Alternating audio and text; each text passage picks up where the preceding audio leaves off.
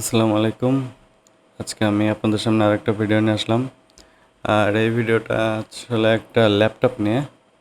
আসলে আমরা usually laptop servicing করি না, কিন্তু একজন রিকোয়েস্ট করার কারণে কাজটা বাধ্য হয়ে করতে হচ্ছে।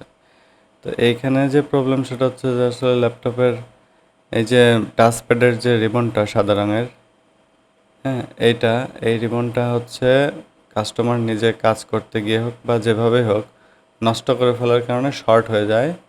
ঠিক আছে, লাগাতে গিয়ে বা যে কোনোভাবে হোক শর্ট হয়ে যায়। শর্ট হয়ে যাওয়ার কারণে আপনার যে 5 ভোল্টের যে পাওয়ার রেলটা, যেটা আর কি ট্র্যাক প্যাড, টাচ প্যাড আর হচ্ছে সিপিইউ ফ্যান কাজ করায়, এটা নষ্ট হয়ে যায়।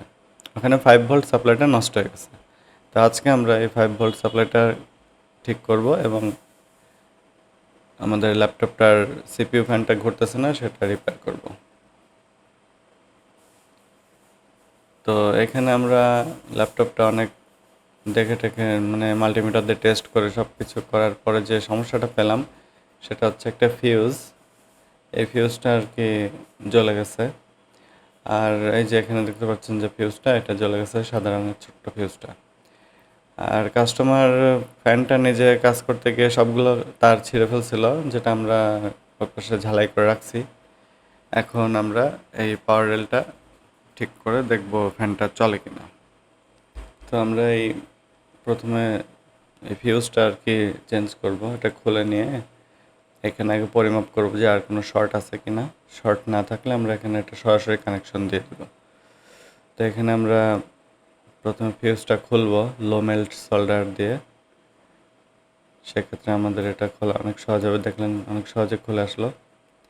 এরপরে আমরা একটা চিকন তার নিয়ে এটা আমরা শর্ট করে দেব দুটা লাইনের মধ্যে। তারপরে আমরা দেখব এটা কাজ করে কিনা। তো আপনারা দেখতে থাকুন।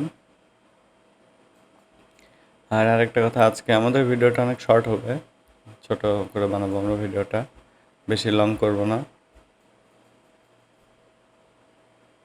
যতটুকু দেখালেই না, না দেখালেই না, ততটুকু আমরা দেখাবো আর কি।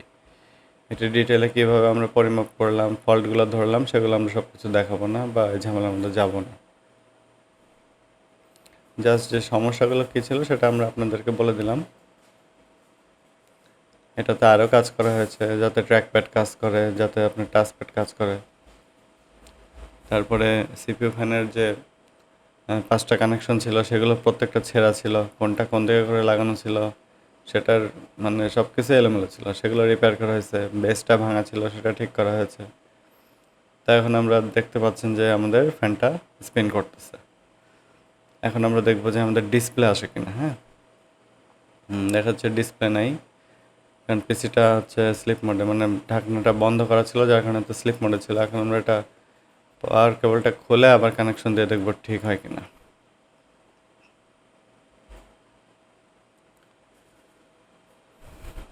তো বন্ধুরা, আপনাদের যে কোনো ধরনের ক্যামেরা, লেন্স এবং ফ্ল্যাশ লাইটের সমস্যা হলে আমাদের শপে নিয়ে আসবেন, আমরা ইনশাল্লাহ এটা ঠিক করে দেওয়ার চেষ্টা করব। দেখেন ডিসপ্লেটা চলে আসছে এবং আমাদের সিপিইউ ফ্যানটাও ঘুরতেছে। তো যেহেতু এখন সিপিইউটা ঠান্ডা, ওই জন্য ফ্যানটা এখন বন্ধ হয়ে গেছে। যখন এটা পুরোপুরি বুট করবে তখন আবার এটা ঘোরা শুরু করবে। তো বন্ধুরা, আজ এ পর্যন্তই। আবার কোনো নতুন ভিডিও নিয়ে দেখা হবে। সে পর্যন্ত সবাই ভালো থাকবেন। আসসালামু আলাইকুম।